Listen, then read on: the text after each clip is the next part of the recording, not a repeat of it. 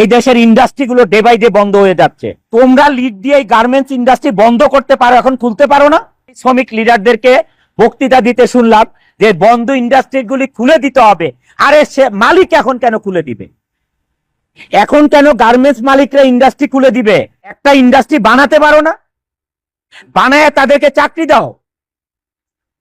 একটা ইন্ডাস্ট্রি এরকম করে বানায় তাদেরকে চাকরি দাও না পারলে। এখন কেন গার্মেন্টস মালিকদেরকে খুলতে হবে এইসব বন্ধ ইন্ডাস্ট্রি?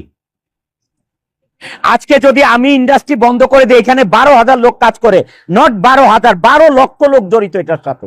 সাভারে, আশুলিয়াতে, গাজীপুরে 230 থেকে 240টা এই ধরনের গ্রুপ অফ ইন্ডাস্ট্রি বন্ধ করে দিয়েছে মালিকরা।